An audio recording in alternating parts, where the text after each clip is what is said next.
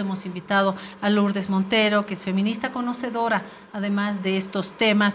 Yo, además de sorprendida porque nos digan damas y damas abogadas, me quedé sorprendida con el número tan bajito de mujeres. ¿Qué pasó? Un colega me dijo que no se inscribieron. ¿Qué va a pasar, Claudia? No se inscribieron, no hay nada más que comprender. Pero yo creo que hay algo más, Lourdes. Sí, Claudia, creo que es la punta de un iceberg que tiene muchas cosas debajo y no es de fácil explicación, no es que anecdóticamente las mujeres decidimos no inscribirnos. Yo creo que hay que hacer una lectura más profunda, desde temas estructurales hasta temas coyunturales. Voy a entrar primero a lo coyuntural, que tal vez sea lo más práctico, ¿no?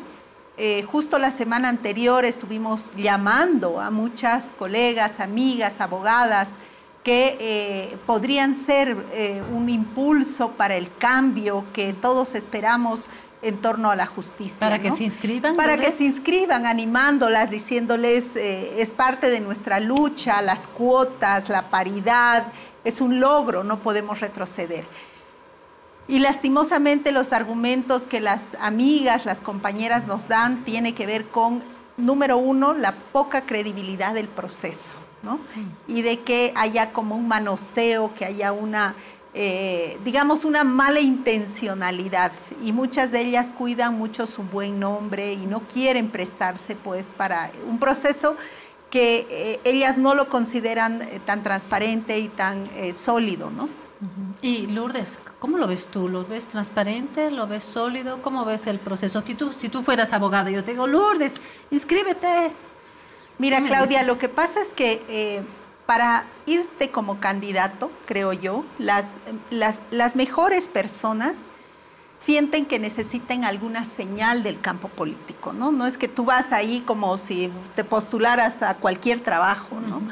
Y la sensación que ellas tienen es que esta pelea del más, pero además también este comportamiento ambiguo y conflictivo de la oposición hace que se genere un campo de mucha incertidumbre a la que ellas no quieren someterse. ¿Y los hombres sí se someten con más facilidad a eso? Sí, Claudia. Yo siento que ellos no tienen tan marcado en el cuerpo como tenemos nosotros las mujeres el tema del buen nombre o el tema de nuestra aversión al riesgo. Las mujeres en muchos estudios sociológicos han dicho de que, claro, ellas a veces sostienen el hogar, sostienen la economía más popular, son muy adversas al riesgo, no se arriesgan tanto. Los hombres se arriesgan, los hombres tienen una autoestima mucho más trabajada, más elaborada y entonces son más posibles de ingresar a espacios de riesgo. Es interesante, Lourdes, abro un paréntesis porque esto que acabas de mencionar me recordó un encuentro que tuvimos el viernes con una escritora francesa, Leila Slimani, que ganó el premio Goncourt con su novela La canción dulce. Es una joven francesa de origen marroquí que cuando fue entrevistada para la feria del libro en la Ciudad del Alto, ella desde Francia se viene, porque se viene a la Feria Internacional del Libro en La Paz, la tendremos acá. Esta vez hizo un contacto Zoom y la Embajada de Francia tuvo el gesto de invitarnos a esto. Voy al punto. Leila Slimani, muy joven, una escritora, que contestaba a la pregunta de un estudiante del Colegio Franco y le decía, ¿a ti como mujer te ha sido más difícil publicar? Y ella decía, no por las casas editoriales, no es que en las casas editoriales me hayan hecho algún problema o algún camino más conflictivo por ser mujer. El tema está antes de llegar a la casa editorial. Y pasa con otras escritoras, dice, los varones se sienten mejores escritores, se sienten que el mundo los acoge más, sienten que su escritura vale más y nosotras, las mujeres, tenemos un proceso más difícil. Gracias, ahí está Leila Slimani en la imagen y ella decía, y nosotras nos cuesta creernos que está bueno nuestro relato, que es linda nuestra escritura, que es merecedora de un premio, nos cuesta más creernos eso. Lourdes, me fui hasta la literatura porque de repente estamos tocando un tema que hace a la mujer. Seguimos en marzo, así que nos permitiremos esta reflexión también. No, por supuesto, y en parte explica también esta poca disposición a competir en un espacio público de tanto riesgo, ¿no? Como el que se presenta para las mujeres. Y aprovecho para justamente dar el segundo argumento que me daban muchas de estas compañeras, que era cuán maltrata el campo de la política a las mujeres. Concejalas, mujeres que entraron con mucho entusiasmo a este ciclo de la participación política, porque en Bolivia estamos viviendo justamente este momento de un espacio privilegiado de participación pública de las mujeres, pero al mismo tiempo vemos como una contraola el tema de que se visibiliza mucho más el acoso, la violencia, cosas que las mujeres sienten que no van a poder manejar compartiendo sus responsabilidades domésticas, ¿no? El buen nombre de su familia, qué dirán mis hijos, hay un peso muy grande para ellas, lo que les permite pues decir yo al espacio público no entro, ¿no? Y yo decía, son momentos de coyuntura porque estamos viviendo pues una ola de violencias, diversas violencias. Las redes sociales han abierto una arena, un campo del desprestigio de las mujeres muy fuerte, muy sensible, ¿no? Segundo, seguimos viendo estas actitudes machistas, esta falta de respeto. Incluso tú comenzaste con un comentario sobre lo de damas, por ejemplo, ¿no? Es casi como irónico, ¿no? O sea, no nos reconocen, siguen creyendo que somos seres medios angelicales, que no tenemos que meternos en la política.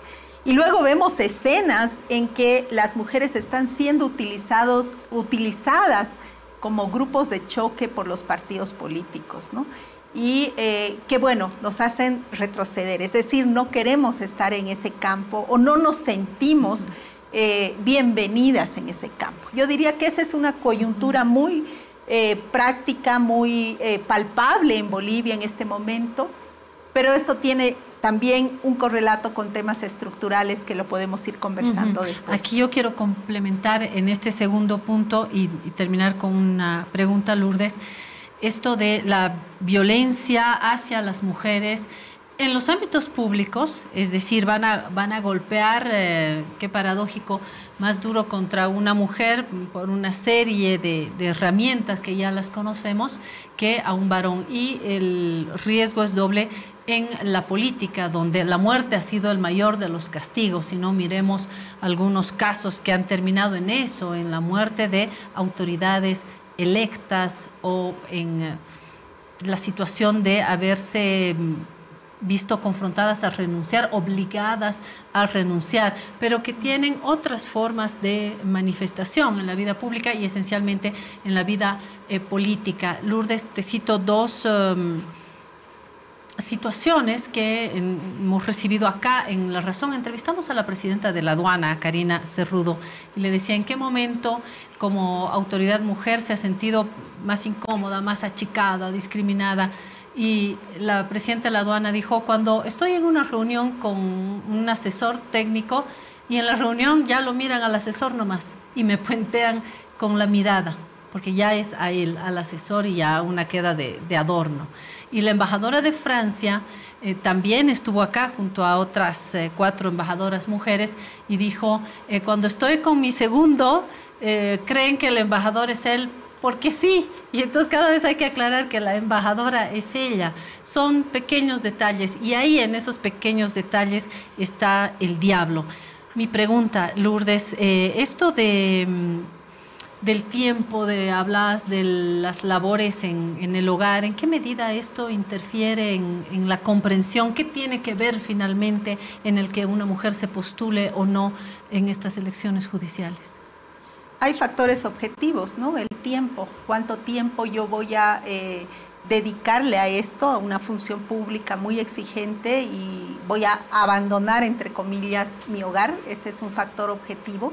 Pero yo diría que también hay un factor subjetivo muy importante, ¿no? que tiene que ver con el alto costo que actualmente las mujeres tienen que pagar por estar en el campo político, ¿no? Los ataques a su buen nombre, a su moral, a su ser mujer. A su ser mujer, ¿no? Porque obviamente una sociedad patriarcal como la que es la boliviana quiere ver a la mujer sumisa, quiere ver a la mujer madre extendida, quiere ver a la mujer buena, ¿no? Pero cuando tienes un actor político que toma decisiones en la política, el castigo es tremendo, ¿no? Las burlas, la ironía, el sarcasmo con que tratan a las mujeres en el campo político es tremendamente doloroso, ¿no? Y ellas te hablan después de una gestión pública como lo único que quieren es volver a su casa, ¿no? Volver a su casa muy dañadas, muy dolidas y a veces con rechazo de la propia familia que no entiende. Yo en mi trabajo tengo la oportunidad de conversar con muchas mujeres políticas que lo que me dicen es, Lourdes, mi familia no entiende por qué estoy aquí, ¿no? Es como, ¿para qué te haces maltratar? ¿Por qué te expones? ¿Para qué? Es como si fuera algo negativo. ¿Qué te metes ahí? ¿Para qué te metes ahí? Si sabes que la política te va a maltratar. Y por otro lado, escuchamos narrativas de, así es la política. Si se meten a eso es para que justamente ellas sepan que así es la política. Y yo digo siempre y sostengo que no es así la política. La política no es este tremendo maltrato al que sometemos no solo a las mujeres, principalmente a las mujeres, pero a la que nos sometemos hombres y mujeres. Finalmente, el campo de la política es la construcción del bien común. Y el bien común no puede ser construido insultando al otro, negándole al otro su ser sujeto político, y actualmente estamos viviendo esa tensión. Y yo creo que esto es parte de un tema más estructural, ¿no? Un tema estructural de comprender el campo político como la destrucción del otro y la destrucción del enemigo. ¿Cuáles son las razones más estructurales? Y si tenemos con toda esta explicación, Lourdes, que decir amén, que ya no haya y retrocedemos en la norma, ¿qué hacemos, no? Y vamos ya a las aguas profundas. Comienzas con la palabra amén. Yo diría que ahí hay también varios factores estructurales en términos del retorno de una narrativa muy familista, muy de la expectativa de lo que una mujer debe hacer, que es volver al hogar, volver a la casa, reconstruir la familia. Y las iglesias están siendo portadoras de muchos de estos discursos que van en contra del avance de los derechos de las mujeres, ¿no? Parte de la reacción del voto Milei, y hablando aquí ya del contexto argentino, tuvo que ver con un voto de hombres jóvenes blancos en Argentina que consideraban que ya las mujeres nos habíamos pasado de la raya, ¿no? De que todo este movimiento las había empoderado demasiado a las argentinas y estaban siendo como muy atrevidas, ¿no? Muy levantiscas. Creo que esa sensación también la estamos viviendo en toda América Latina y en el mundo, porque nos comienzan a atribuir todos los males. Es decir, recordemos que la lucha de las mujeres por ir al campo público tiene que ver con romper una estructura de una división sexual del trabajo desde el periodo de la Revolución Industrial, donde se atribuía a las mujeres quedarse en casa, cuidar a los niños, que la reproducción social fuera su espacio y que lo público, lo importante, lo visible fuera masculino, ¿no? Entonces, venimos pues ya mucho tiempo tratando de romper esa lógica. Sin embargo, ahorita hay una narrativa muy fuerte a nivel mundial, a nivel regional, de que justamente todos los males se han desatado a partir de la salida de las mujeres a la calle, ¿no? En un país como el boliviano, donde la participación económica de las mujeres es uno de los más altos de América Latina, donde hemos tenido el orgullo de batir el récord de participación política en las asambleas nacional, departamental, municipal, ¿no? Entonces, también hay esta incomodidad en la sociedad con ese avance, ¿no? Que hace que cuando tú dices en tu familia, me voy a postular a un puesto público, todo el mundo te diga, no, cuídate. Quédate, qué va a ser de tus hijos, qué va a pensar tu marido, pensá en tus padres, ese campo es un campo minado. Yo creo que hay mucho desánimo en las mujeres y en sus familias para exponer a ese relato, ¿no? Y justamente cuando entrevistábamos a una serie de mujeres políticas y les decíamos, ¿cuál es el siguiente hito? ¿Cómo avanzamos para la construcción de una Bolivia más democrática? Ellas nos decían, no es momento de avance, es momento de resistencia. Es momento de resistir lo que hemos avanzado y lo que hemos ganado. Por eso es que muchas hemos comenzado a llamar a las compañeras abogadas, a las amigas abogadas para que se presenten, casi como en una campaña boca a boca, para decirles, vamos a estar detrás de ustedes, las vamos a proteger, las vamos a acompañar, queremos un cambio en la justicia y si las mujeres no lo protagonizamos, entonces ¿quién? Y no lo hemos logrado, Claudia, no hemos logrado convencer de que efectivamente el costo personal que ellas tienen que pagar puedan sacrificarlo y puedan postularse. Y el aval político también tiene un peso, ¿no? Sí, porque ellas tratan de decir, bueno, ¿y quién me va a apoyar? Porque no es un tema solo de un currículum o dar un buen examen, ¿no? Ahí sabemos que se juegan cosas muy intrincadas, muy oscuras, a veces no sabes cuál de los bloques del MAS te va a apoyar o no te va a apoyar o a quién ya están apoyando. Entonces, a eso me refería al inicio, ¿no? De que son espacios de muy poca transparencia, muy poca legitimidad al proceso, ¿no?